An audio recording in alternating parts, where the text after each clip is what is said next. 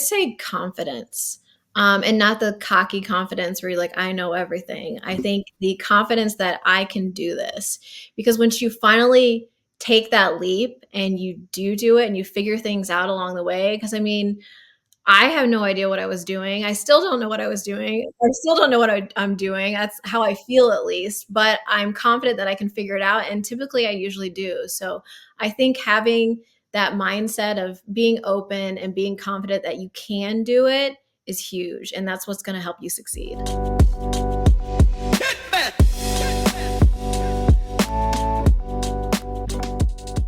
Hey folks, welcome back to Direct Booking Simplified, where we break down the strategies and tactics to win in direct bookings. On today's show, we have Tara Bergstrom. She's a short-term rental host in a market that I'm very familiar with, the Smoky Mountains, and is going to walk us through how she leverages social media to get more direct bookings. So let's bring her in.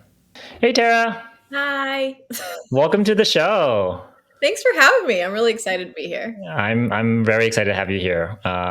You are one of the few guests that is not only a guest of mine, you could even consider yourself a competitor since you're in the same market that I am. I haven't had many Smokies folks in there, even though I know a lot of Smoky hosts as well too. Yeah. Yeah. How are your cabins doing right now? It depends on what cabin you're talking about here, because I have two small ones that like killed it April, May. Yeah. And then I have a bigger one that was it was sleepy for April, May.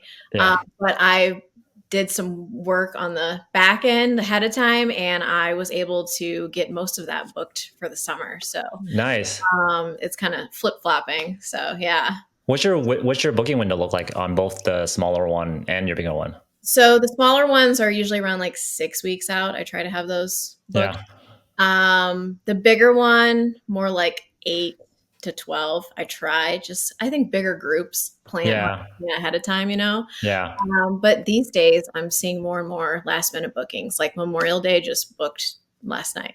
So for the big one, actually all of them, I think two small one and big one booked last night. And then I had a booking today for Memorial Day weekend. I'm finding the same thing. So I have a similar portfolio as you do. I have one bigger one 4-bedroom. I guess I actually consider it more of a medium, depending on who you're talking to. There's like 12 bedrooms out there. So yeah, I wouldn't say large then. I have a medium size 4-bedroom. And that one, last year we had a booking window of like 45, 60 days. And now we're probably looking at 20 something days, which gets me a little bit scared. Because then like that's in the cusp of where I start to decrease my price and try to aim for that occupancy. So like I'm learning, like my right now, the open dates I have is much lower than what I charged last year for the same period. But then my 1-bedroom is doing extremely well. Like I'm completely like, I think May we were 97% occupancy. We had like 1 or 2 days free. Yeah. And April we did really well too. June coming up, we're doing really well. And then it starts to teeter off like towards like mid after like 4th of July, there's like very little bookings.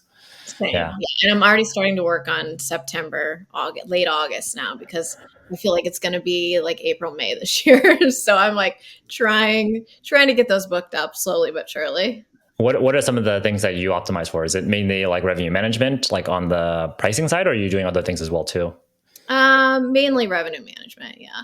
Yeah. I feel like with Airbnb or mainly the OTAs, that's like the one lever you really can pull. Like there's not much you can do. You can do some of like the flip your pictures around, update your content, but I find that those don't really move the needle. No. Not really. Yeah. Maybe they'll throw you back up in the algorithm a little bit, but I think it's been pricing for me, at least I'd say this past year. Obviously, the previous years were an anomaly. I can't say the word. Anomaly. Thank you. But anyway, yeah, I think it's been pricing, it seems like. And all these special, I was talking about this the other day, the special badges we've been getting and all of that. I have two properties that are in the top 1%. And very nice. Congratulations. Thanks. But honestly, I feel like it's just bragging rights for nothing. Are the guests really looking at that? Maybe, but I think it should give you some sort of boost in the algorithm. And I haven't been on page 1 every day since, I got those badges or whatever. So I um, mean, that's a, are we talking about the Smokies or another market? just Smokies, yeah. I mean, there's only like what 20 slots on the first page, and like how many how many cabins do we have in the Smokies? Exactly. I'd be happy if I'm like always on like the first 4 pages, Yeah, even. agreed. Yeah, I Yeah. was looking at Memorial Day weekend, just kind of, looking how many cabins were left over still, and it still says over 1,000 properties. So Wow. that's where we are in the Smokies right now. How many cabins are in there in total? That's a good question. I don't know. I'm not a big statistics person, but that's something I'd like to find out at some point. Yeah. Do you use Price Labs to do your revenue management? Yeah. Yeah, I probably spend way more time than I probably should on Price Labs. Like I always look at the graphs, and I don't know, not many people use that. Look at the 7 day, what's it called? Not 7 day pacing. I think it probably might be. But it talks about like in the last 7 days, what weeks or what days got booked the most. Oh, yeah. I find that a very interesting one because of if I see a lot of like I saw like 12 to 15% bumps in certain days, and I'm like, wait a minute, I didn't get a booking in that period at all. So like there's something wrong with where I should be spending my time in terms of like where to optimize for. Right. Yeah. I'm always trying to find something new in Price Labs to like help me understand whether or not like I should be lowering prices or just hold it steady. Yeah. I feel like it is a science in a way, and I haven't figured it out Yeah. yet. Yeah. We went pretty deep already on one specific topic. Before we go even deeper, do you mind giving folks an introduction to yourself other than being a Smokies host? Sure. Yeah. So I originally am from Southern Illinois, like right outside of St. Louis. Grew up on a little horse farm, and I have a background in animal science. I have a master's and bachelor's in animal science. I actually studied poultry nutrition for my master's, so nothing related to real estate. I was like, how do you apply that one?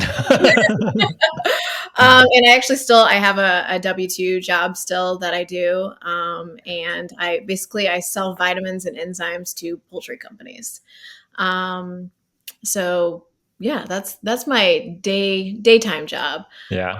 But background on the real estate part, growing up, my dad was actually involved in flipping. He would flip and then he also would hold. So he worked at the refinery, and then on his hobby was fixing up houses and then renting them out to travelers that were in town working at the refinery. And that lasted for a while. And then he started doing flips once they left and selling the houses. And it was more on a smaller scale, but he was always like trying to get me to read Rich Dad, Poor Dad. And I'm a teenager going, I don't want to read that stuff, It's a um, good book. It's a really good, I oh, wish I oh, found that book earlier on. agreed. I wish I would have read it when he told me to, because I ended up reading it, obviously. And it's like, yeah, life changing.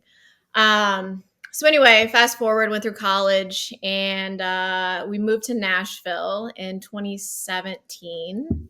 Yeah. And I had some extra money, and I was like, I'd been just sitting on it for a little bit that I had been saving up, and was like, oh, I really want to, do something in real estate. I don't know what. And then my husband, Ben, his cousin came to visit, and he was running the half marathon here in Nashville. And we got talking about real estate and how I wanted to, get into it. And he's like, you should really listen to this podcast that I listened to that kind of like changed it for me and wanted me to get into it. So I even wrote it down here. It's episode 229 All of the right. Bigger Pockets podcast, and it's Ziana McIntyre. And she goes into talking about how you'll just have to listen to it, but she got started in short-term rentals.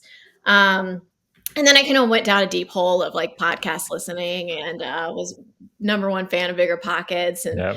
so I was like, okay, Nashville, I know Nashville, I live here. Let's do, a long-term rental. So I reached out to a friend of mine who was who is a real estate agent, and we started looking, and I couldn't find anything that I really want or that would cash flow much. And all the while I'm still listening to, all these podcasts, and I kept hearing short-term rentals in Smoky Mountains. Never been to the Smoky Mountains. So I started looking on Airbnb at the Smoky Mountains, and I'm seeing all these cabins, and I was like, oh, like every one of them it was just bears, like just bears, a lot of bear. Yeah. And I remember hearing one podcast and somebody had said, the Smokies they're known for that. Like you don't have to reinvent the wheel. And I remember telling my husband, I was like, okay, you don't have to reinvent the wheel, but you can put a little glitter on it. Yeah. So we started looking in the Smokies and got under contract with one in December of 2019. Okay. So right before the rush, right before pandemic. Yes. Yeah. So that happened. And then we went over there during the inspection, and it just so happened that it was terrible. The roof Oh. wasn't put on correctly, and there was mold. The whole roof was covered in mold, like when you Oh. put a flashlight on it. So we were like, we can't do this. Like, this is our first property. We cannot do this. And so our realtor was there with us at the time. He's like, well, is there anything else you want to look at? And I was like, well, there's one that's a little bit out of our price range, or what I wanted to pay at the time. And, but it's been on the market, so let's go look at it. We walk in, the rest was history. Like, it was beautiful. It smelled good. Perfect condition. So we ended up purchasing that. And the other thing going back with Nashville at the time was it was, in my town. So it would have been 20% down. And I was scared at the time. I didn't want to Yeah. throw a lot of cash at it. So I was able to do the vacation home loan, which is 10% Right. down for the Smokies. So I did that. And that's Nice. what got me started in the Smokies. But of course, COVID hit. So we were like, what do we do? Like, this is, the worst thing that could have happened. And, but all the while, again, going back to putting the glitter on it, I was like, let's redo, this and just, zhuzh it up a little bit. So we got new countertops, new flooring, all new, updated decor, Yeah. and I got this beautiful green couch. And so it just stood out from the rest. And then we were finally able to list in May. And as you know, it was like nonstop after that. It was either people were going to the beach or they were going to the mountains. And so we were like, this is the best thing we ever did. And then after that, everybody else started putting glitter on it. And now, as you know, there's pools and there's, putt courses, there's laser tag, there's everything. So, but after that we were hooked. And Yeah. so we went on to purchase another one in 2020. What was that? 2021. Okay. Still very peak then at that point. Very peak. And that was when you couldn't get your hands on anything. And it was just buy whatever you could. Yeah. So we went for a 3-bed, 3-bath cabin that was like a homemade cabin. Okay. Is that a good thing or is that a bad thing? It's a bad thing. Okay. It's a very bad thing. So anyway, luckily my dad, he's very handy, and thank goodness for my mom and my mother-in-law for being so like, do whatever you need to do. We're here to support.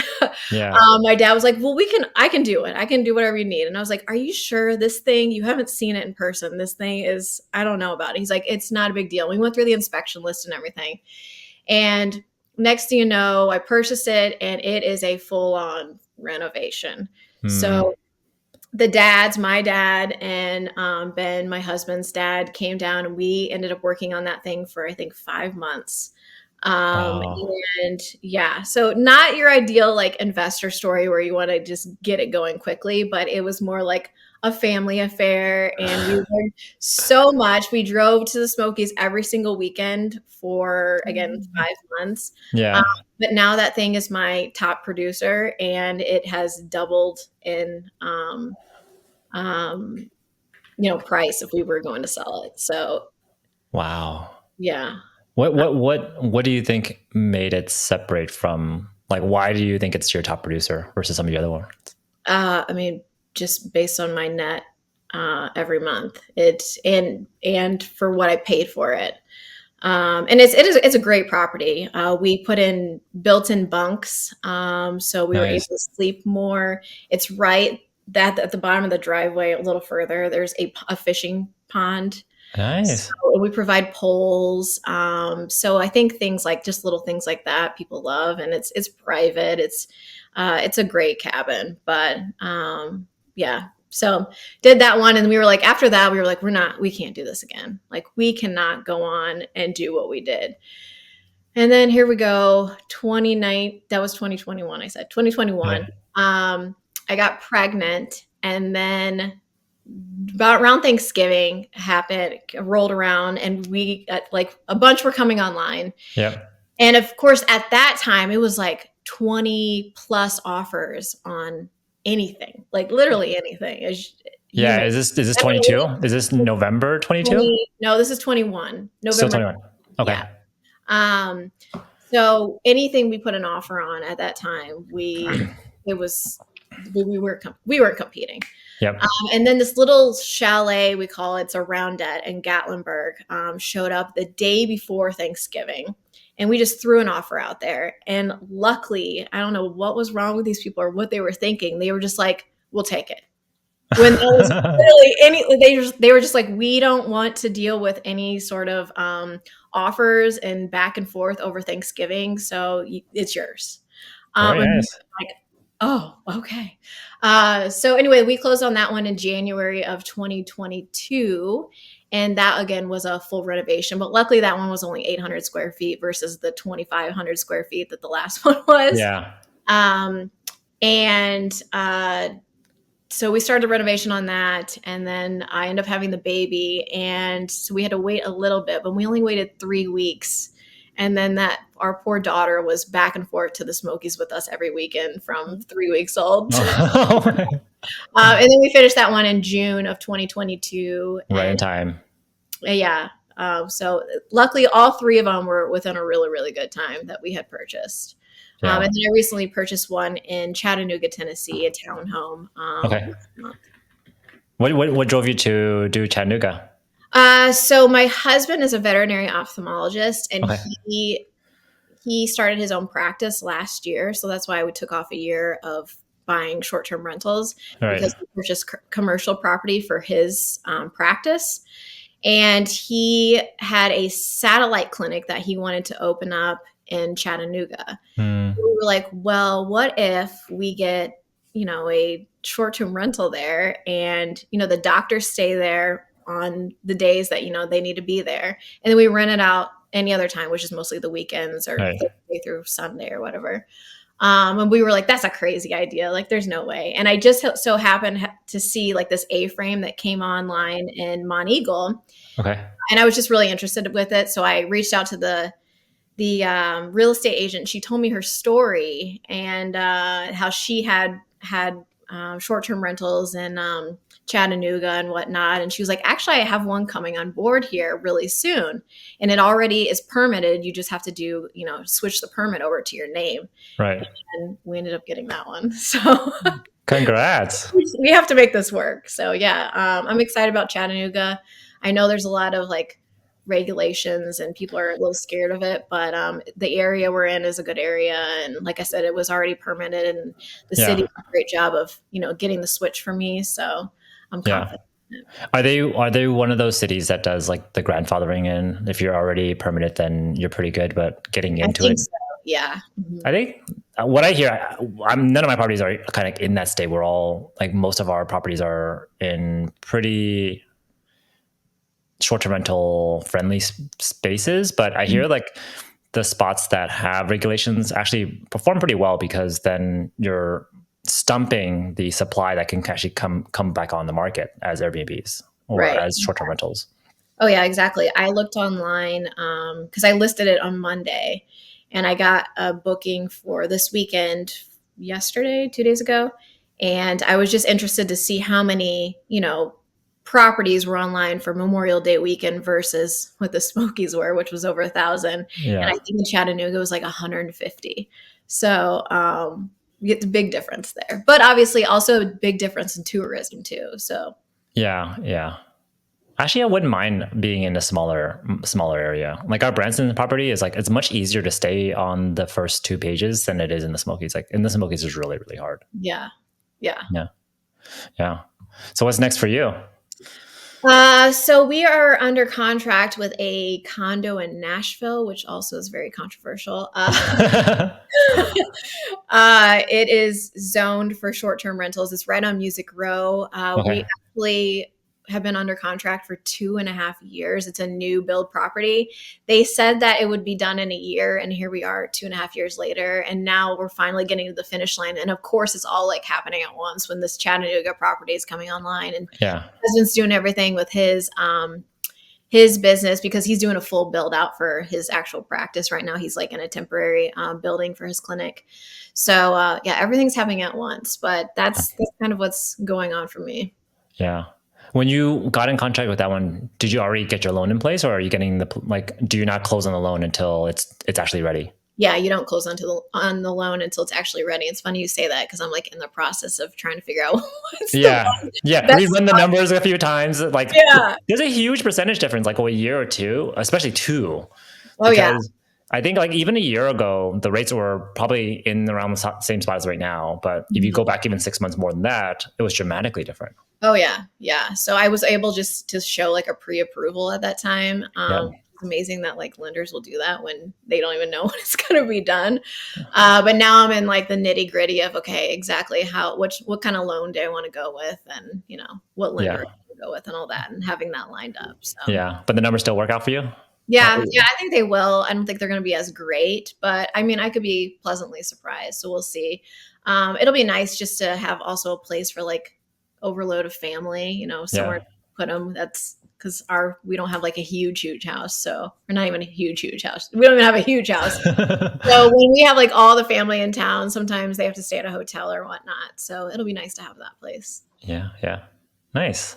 Yeah. Um, one of the things that we talked about earlier that you're pretty passionate about is really like the guest experience there, and kind of how you deliver that. And we always talk about 5 stars, but I think you think about it a little bit differently and a little bit more strategically. Do you mind kind of walking through with the listeners, kind of how you approach really delivering that 5 star experience and how you think about really the amenities that kind of go around it? Sure, yeah. So I don't know if I would call myself like 5-star obsessed. I think I might be, honestly. It's a little too much, but excuse me.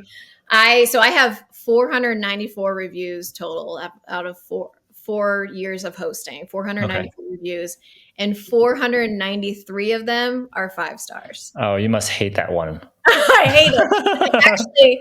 I actually just had another one not too long ago, but luckily I was able to get the guest to take it down. So she was so sweet, but she said she couldn't give me 5 stars because I didn't leave wine or snacks, and I was like, I don't leave wine or snacks because number one, it's technically illegal to leave wine. I know a lot of hosts do it, but Yeah. and then snacks sometimes I worry about like Net allergies allergies. or Yeah. whatnot. But that brings me to a learning experience and then 5 stars and all that, and or the guest experience. I learned from it, and I'm like, okay, what can I do next to make sure every guest has a great experience? And I think I travel quite a bit for work and whatnot. Usually, I'm in hotels, but I always think of, okay, as a guest, how can I like what do I need when I'm there? In a Right. hotel to make me happy. Um, and one thing, for instance, is I feel like I'm always searching for a place to plug everything in, right? Hmm. Or they're in those like crappy lamps on the tables where the charging like thing falls out, or it's like not giving you enough power to Yep. actually power your phone. So some things I like to do are put big charging stands on each of the nightstands. I put actual chargers in the drawers. Oh, that's nice. So that way, if somebody's like, oh man, I forgot my charger, which I've done before, and then they're just like, maybe somebody left one behind, and they open it and they're like, oh wait, they provide them. That's amazing.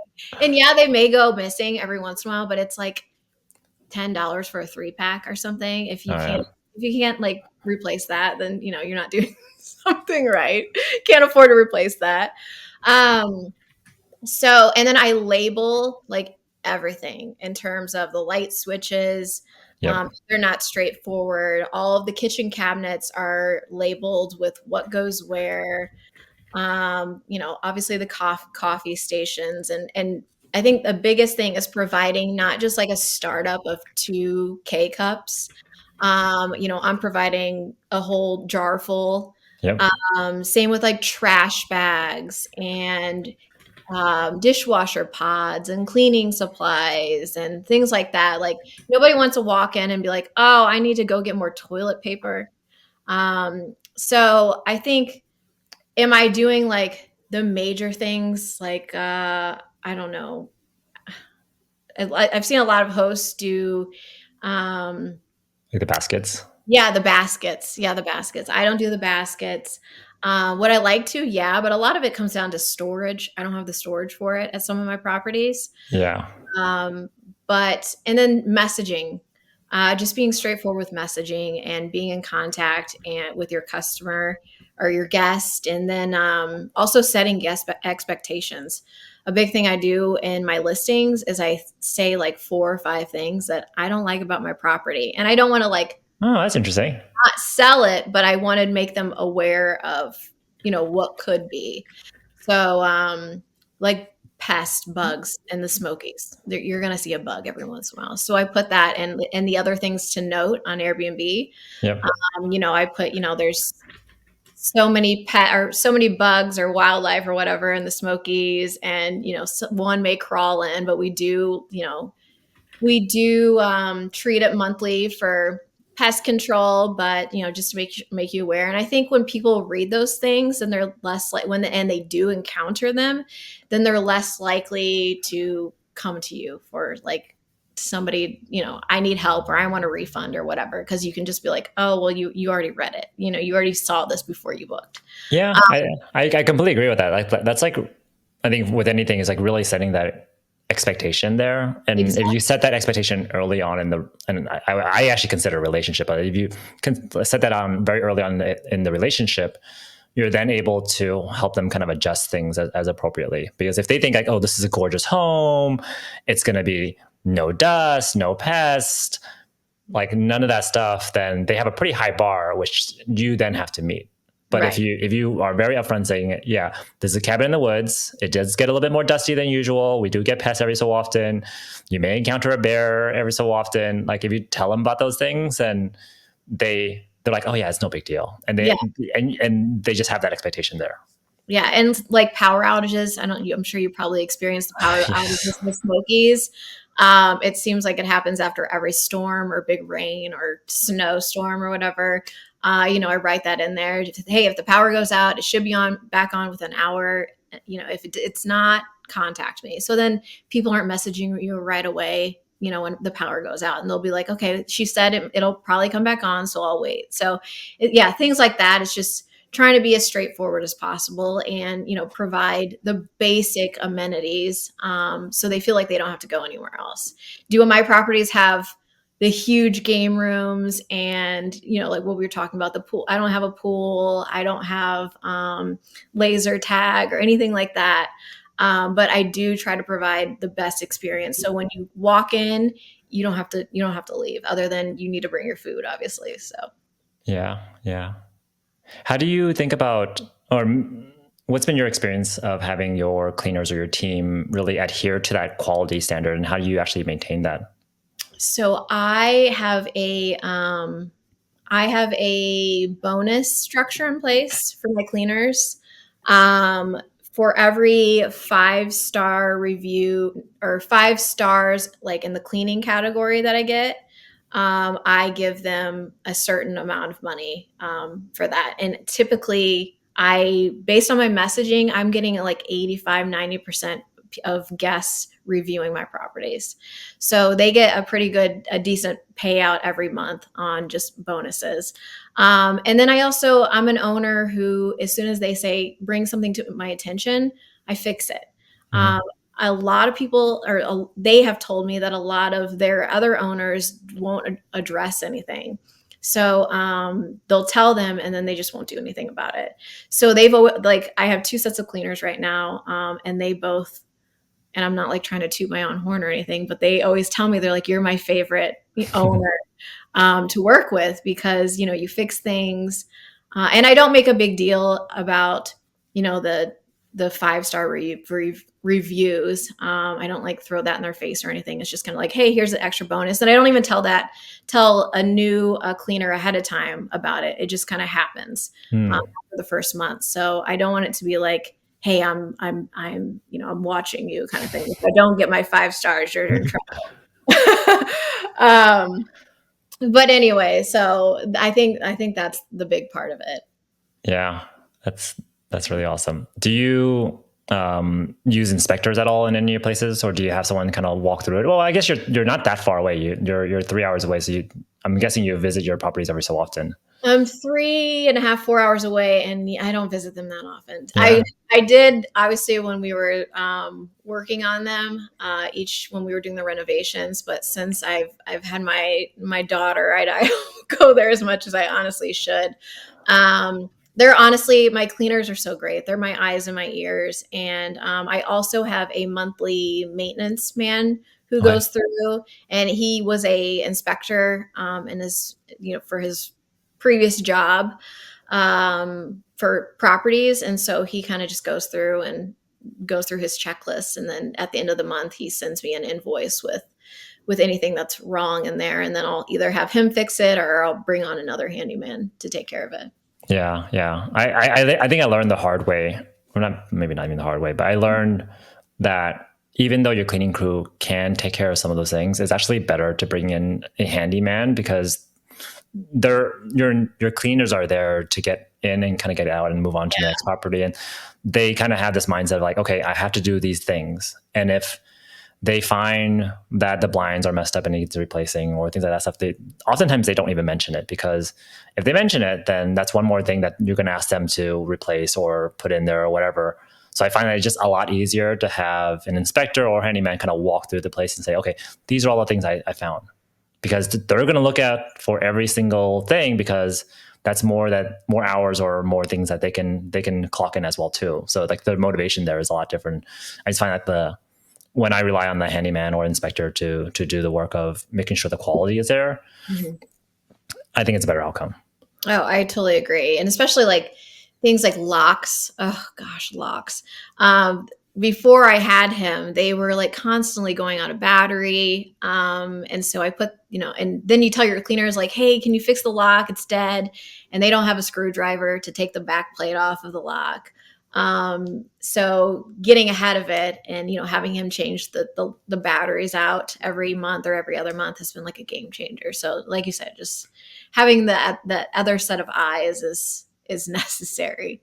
Yeah, I think reflecting back, it's like it's really about motivating your team with the right things. Mhm. Like you mentioned, like motivating your cleaning crew to really reach for that 5 star, and they money motivates a lot of folks. Yeah.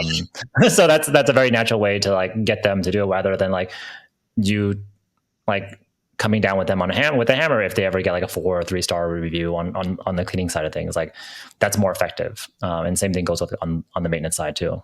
Yeah, and I will add, I also give them a holiday bonus, so it's not just the 5 stars.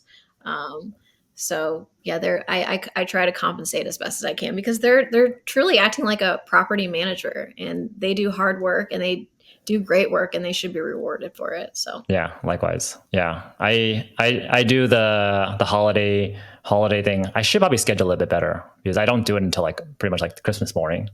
oh, Uh, try to give it like a few weeks before Christmas. yeah, for me, I'm like going through like you know how it is in the Smokies. It gets pretty darn cold, and you're often like fighting a lot of fires during the winter. I forgot it Yeah. was it year 2022? Christmas and New Year's was the worst. Like that's when we Oh, had that really big storm. that was terrible. It was so That was bad. Like Christmas Day too, wasn't it? it was Christmas Day and it lasted through New Year's. Like Yes. when your bookings were like the highest it possibly can be. Yes. Yeah. So I could definitely have done a better job in preparing and setting out my holiday gifts early on. You're gonna have me set a calendar reminder now. There you go. Yeah. Well, Tara, talk to me a little bit about your direct bookings as well too. So I was introduced to you from a fellow host, and she mentioned that you've done actually fairly well on the direct booking side. Can you talk a little bit about some of the things that you do maybe differently, or some of the things that some of the levers that you invest into? Yeah, so I do have a website. I actually do it through Guesty. And typically, the way I get direct bookings is through social media. I have somebody who helps me with social media. It's actually our nanny. When my daughter's sleeping, she during nap time, she does all like checks the locks for me and puts up social media posts. So she's been fantastic for that. Wow. And yeah, so I have basically an in-house VA, which has been great for me so far. I'd like to get an actual VA as well, just to help, but that's another topic. Anyway, so I do social media. I do Facebook, um, Instagram, Yep. and she's a Gen Zer, so she's like really trying to get me to do the TikTok thing. So she's been doing TikTok for me a little bit too. Not a, like I don't do the dancing and stuff like that. What's the type of content that she produces on TikTok? It's just I think it's mainly what she's putting on Facebook and Instagram, and it's Okay. more just like videos and pictures of the properties. Do Um, you have to like speed it up like 1.25x just to have it really resonate a little bit more? Probably, I don't know. Honestly, she does all that. She sends it. She sends it to me via I think it's what's it called Slack, Yeah. and so I just approve the post. So anyway, I would like to get more brand worthy. I don't know if that's a word, and have them like really look great. But Yeah. honestly, I think just posting, you just got to post, right? Yeah. Uh, and that's helped us. So a lot of it's been direct booking, a lot of word of mouth, people who've Hmm. seen there before, and told others to follow us on social media, and then they book that way. And then there's also you know the smart people who are trying to save a few bucks who are looking Hmm. for us on Airbnb, and they find that I put our handle, follow us on social media for a tour of the property and whatnot, and then that takes them to the Instagram or Facebook or Twitter, or not Twitter, we're not on Twitter, uh, TikTok, and it gets them looking at our page, and then our direct booking website is on there, and then they type in their dates and realize, hey, I can save some money doing this. Uh, Yeah. so yeah, that's kind of so far my tactics. I've done a few um,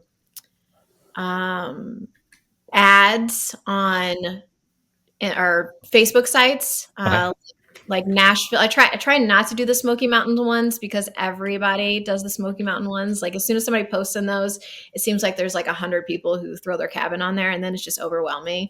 I do try to do every once in a while. Nashville has, I think it's called Nashville Visitors, and you can pay the person who runs that page, and that way I'm like, hey, basically I say, if you want to extend your trip in Nashville and go to the Smokies, book direct here, blah, blah, blah. So Well, that's the extent of me, and pushing the direct bookings.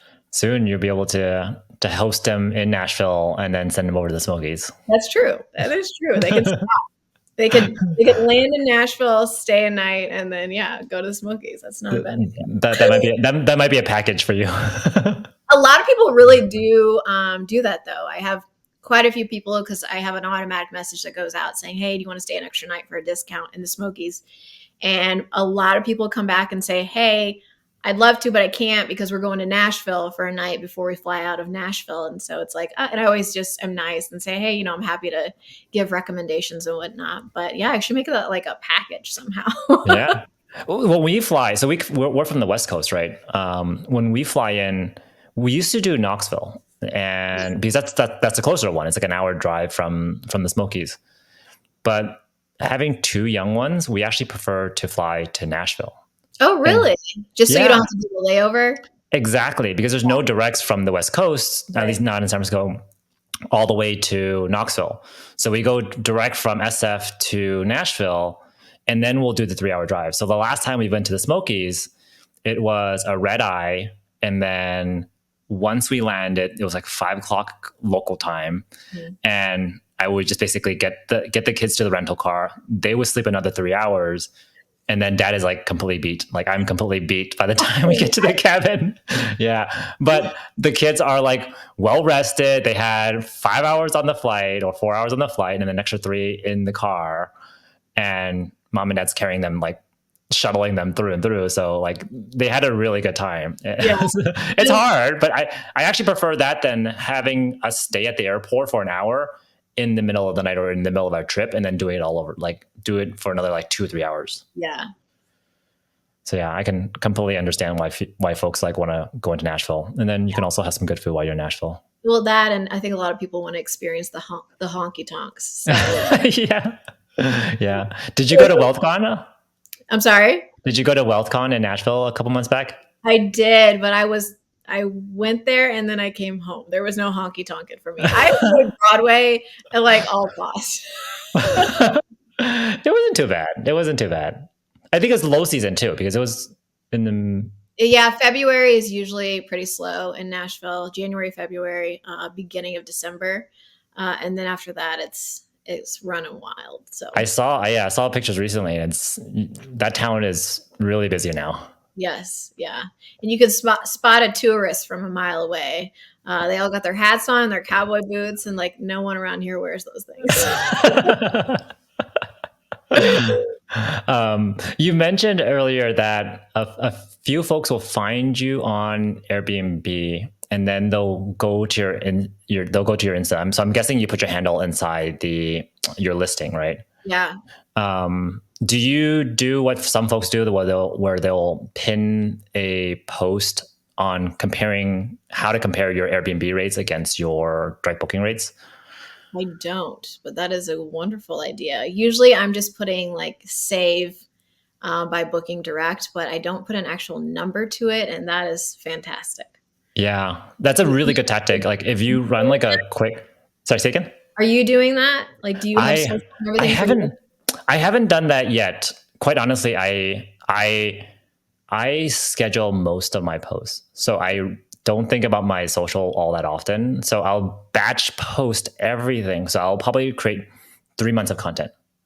And then I use Metricool as my scheduler. So I put everything on Metricool and I'll post 3 times a week. And I got so busy with the business that I completely forgot my 3 months ran out and I have to go back in there and post again. So like I actually had to spend a bit more attention on my social myself. I'm not all that great on that. You need a social person like I do. It's been very helpful. Yeah, I need to find a babysitter that can help me. Exactly. I do pay her for the extra work, so it's not just on nanny time. I'm sure you're getting a hell of a deal with that, though. So, what are some of the things that she does for you? So, does she create the content for you as well too? She does. She creates the content. So I give her she still hasn't even been to the properties, which I'm trying to potentially go next week and take her with. But she creates the content. So I just usually go over there and take videos or pictures when I'm there. I also have a friend who lives in Knoxville, and she's been doing some stuff for me. So that takes pictures. She's fantastic and great with social. So every once in a while, I have to send her over there. And so I'll give her those videos, and then she comes up with the content, and I just approve it.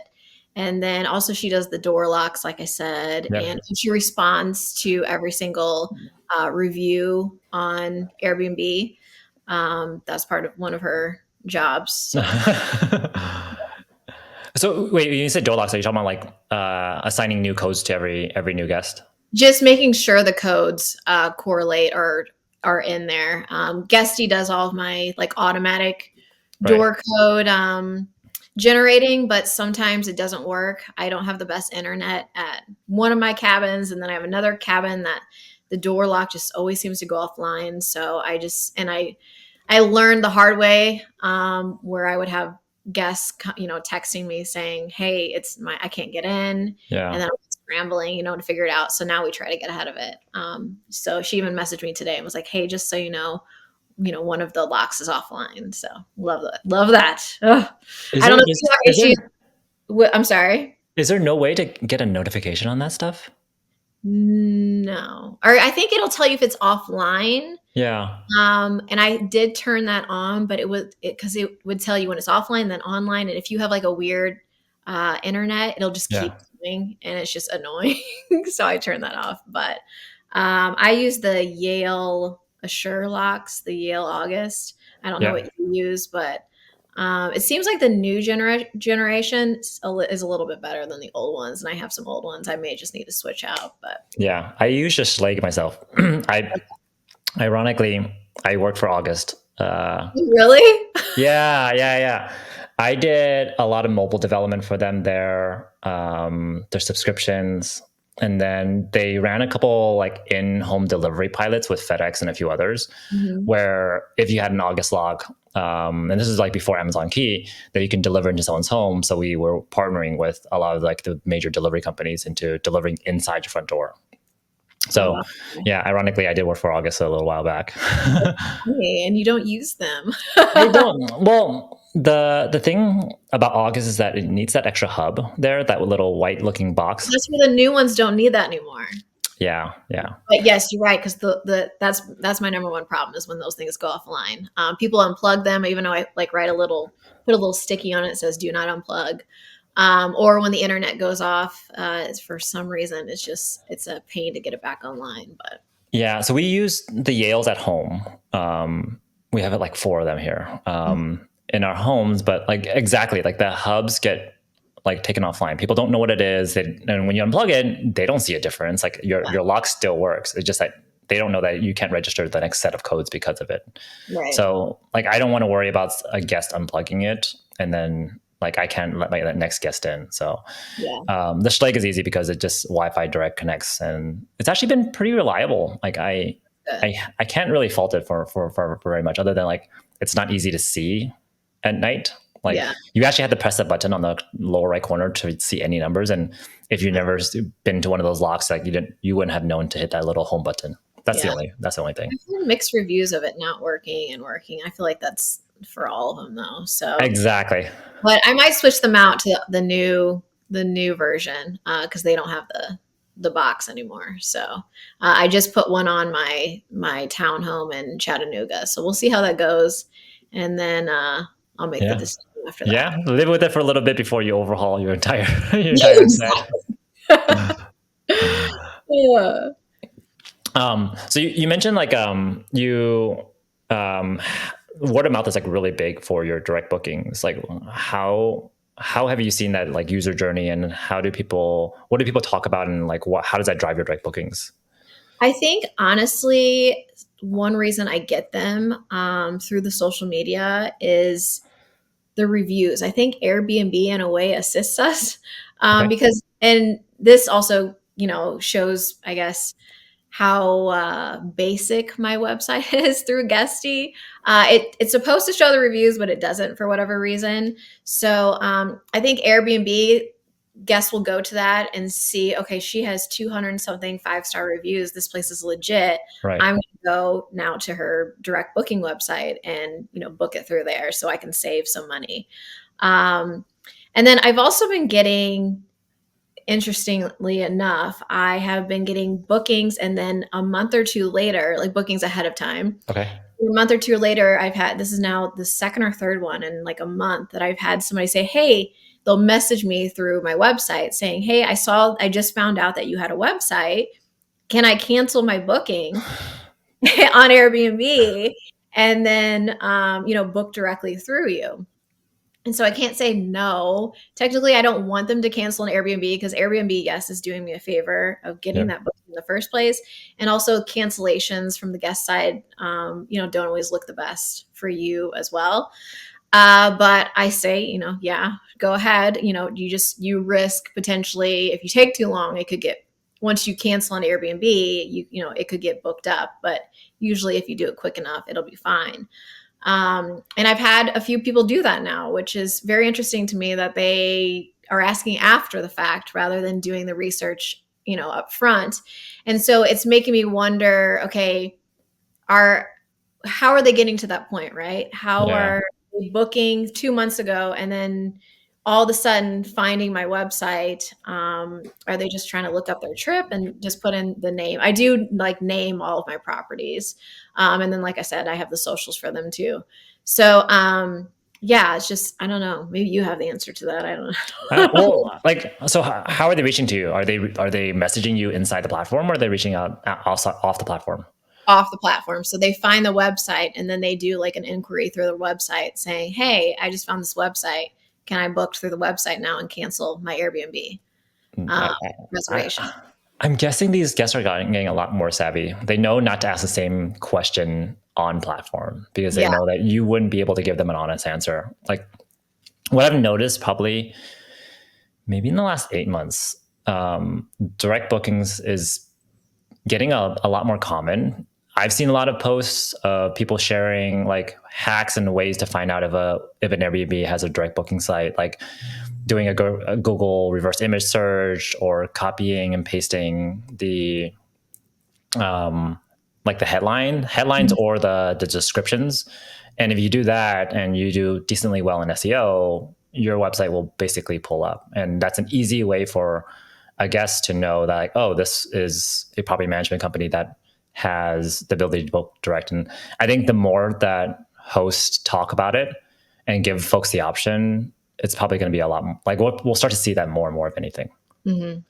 Yeah. And it could be also the economy. Like folks are trying to stretch their dollars a bit more, and they're being a little bit more price conscious. So they're looking for other ways to get that same stay. Like they don't want to compromise their family vacation. But they want to ultimately like save a few dollars here.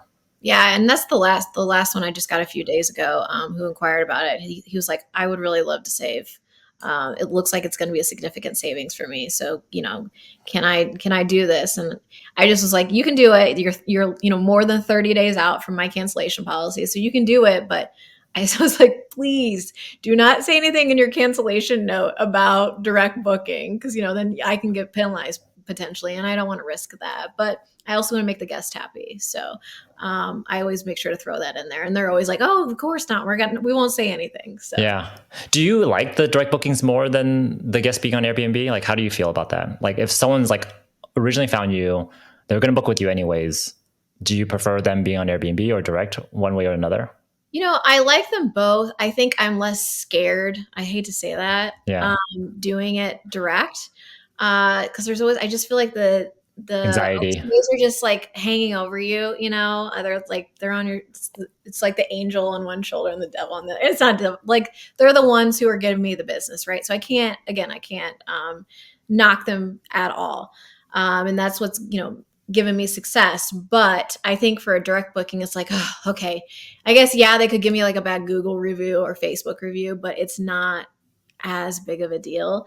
One thing I don't love is that everything goes to email, Yeah. like all my welcome message, my, I send out quite a few messages before, during, and after their stay. But yeah, it's not like an app it goes to where they can easily message me. Yeah. I think a lot of times that's easier, because a lot of times people don't check their emails immediately. Yeah. I know I don't. I don't have like the pop up that comes up every time an email comes through. So that part's kind of, not as ideal. But if there was an emergency or something, I have their phone number, so I could reach out to them that way, and Yeah. vice versa. Yeah. Are you also on VRBO? I am, but It's crickets. yeah. That's what I found with the VRBO. One of my cabins does really well. The bigger one does really well on VRBO, but it's like seasonally. Like I'll Yeah. do really well. Like last winter season, half my bookings were VRBO, and if you Mhm. look at the rest of the year, there's almost nothing. Yes. So it's really really weird where like VRBO will bump you. But I think I remember early on, at least for we use OwnerRez as our property management company, or software, and they didn't have messaging integrated into it, so we could only message them through. We can only automate message them through emails. So we were Okay. doing everything through emails, and it actually was okay. It wasn't terribly bad, but I definitely feel like it's a little bit delayed where Mhm. folks like don't really reach out to you and like unless they absolutely really need to because there's like a hurdle to go after and you don't know when your response back is. um, but yeah, I think even some PMSs they'll allow text messaging as well too. So if you have a direct booking and they have the number recorded, then you can basically on their platform. Like if you are on the Guesty platform, you can message them within the messaging portal, and it'll be sending text messages back and forth. I don't know if Guesty actually does do it It though. does, but it's only a certain character limit, and usually, and obviously, it's a text, so I get it. And my messages are probably too long for that. Yeah, it's probably not good for like your welcome. Like here's all the links, and here's your check-in time, your checkout times. Yeah, Yeah, you're absolutely right. It doesn't make sense for that. yeah. So if there could be like a easy downloaded app, that would be amazing. Something for you to think about, I guess, for Yeah. your business. I the one I think the as a guest, my wife and I and our families, we travel on Airbnbs quite a bit. I remember staying in I don't know if you've ever stayed in an Evan stay place before. No, I haven't. They usually only take properties that are sleeps 12 and up. Oh, So they're really, really big places, and they're basically a property management company. They don't own any of the properties themselves, or I don't yeah. think so. But they had a really good app experience. They make you download the app. You have all your details in there. Your messaging in there. They'll message you the night of your check-in, and they just had everything all in one place. And I guess Airbnb does something similar, but it just felt really nice to be in that app. And I don't know, like if it's sustainable where people are willing to download an app in order to experience that. But I Yeah. actually had a really good experience using Evan Stay's app. I was like, in the very beginning, I was like a little bit like peeved a little bit because, oh, one more thing to download that I'm gonna have to delete later on. But it actually led to a really good experience. Oh, that's cool. Yeah. Yeah. So you mentioned you're using the Guesty. I'm guessing is it Guesty for hosts or Guesty for pros? Guesty for hosts. Yeah. Okay. Okay. And you're using their direct booking platform right now. Are you pretty happy with it? Yeah, it's okay. It's like it's very bare bones, basic, which is okay for me now, but I definitely plan at some point I want to level up and get more branding and a pretty website. I know like my husband just went through all of that with his veterinary practice, and he has like this beautiful website with I don't know, it's just great. And I'm just like, when I go to my website, I'm like, okay, it does the job, but it's very basic. And then there's obviously the SEO that goes along with it. They're really not doing that with what I have. So yeah, I want to upgrade at some point. And I think it also gives a little more professionalism, I guess, if that's the word, credibility, when Yeah. you have a really cool website. I do have my own like URL and stuff like that. So I'm not using, guesty.com/. I did go that extra mile. But yeah, so I'm hoping to level up at some point, but for right now it seems like it's working. But I think if I did something better, I could do better with the direct bookings. Yeah. I think you've already turned on your direct booking engine already, and you're starting to get more and more direct bookings where some of those things they not maybe not makes more sense right now, but it's more important now than it was in the early days. Like if you really invest in hire an agency or use some type of platform early on, it may not have been worth it. But Yeah. now that you're getting consistent direct bookings, like you could potentially you're driving a lot more traffic to it, where a bump in conversion makes a huge difference on the back end on how many bookings you get there. Now that I've been hosting for 4 years and I've had return guests, I think that helps too. Obviously, they want to save a buck. Yeah. They know the product that I offer and they want to come back. And so I've had quite a few who have come back and booked direct. And I even have like a magnet on all of my refrigerators that says want to save on fees, book direct or something like that. So Yeah. I try to push it, while they're there, but not too much as well. Do you do any of the emailing? I don't, but I did sign up for StayFi. I have two of those little hubs sitting in a Yeah. box that I just need to install, so to try out. But that is on my list because obviously I know that's huge is email marketing. Yeah, I think especially in some of the areas that you're in where you see that annual visitorship, like Mhm. folks go to the Smokies not just once, but they tend to go over and over and over again. And in your 4 year time span, like you very much have the guests that stay with you year one, they've probably been back to the Smokies like once or twice already. Mhm. Yeah, so it makes a whole lot of sense. Awesome. Tara, was there anything else that you kind of wanted to share with our audience today? Any other tips that you may want to share? I don't think so. I don't. If you have any more questions, happy to answer. But I feel like I've blabbed along too much already. Awesome. Well, I do end with two questions. Okay. One's a mindset question, and then the other one's a big kind of a takeaway question. The mindset one first. What's the one thing that you would recommend to someone that is starting something completely new? What's that mindset advice there? I'd say confidence. And not the cocky confidence where you're like, I know everything. I think the confidence that I can do this. Because once you finally take that leap and you do it and you figure things out along the way, because I mean, I have no idea what I was doing. I still don't know what I was doing. I still don't know what I'm doing. That's how I feel, at least. But I'm confident that I can figure it out. And typically, I usually do. So I think having that mindset of being open and being confident that you can do it is huge. And that's what's going to help you succeed. Yeah, that's really good advice. That's really, really good advice. All right. The last question is what's the one big takeaway from this entire conversation that you want our guests to really absorb? I think just, again, confidence that you can do it because I was in the shoes of listening to all these podcasts, like I told you, and I hadn't take the first step, and I finally did it. And then just trying to provide that best guest experience that you can with, and you don't have, and without feeling that you have to go over the top to do it because you don't.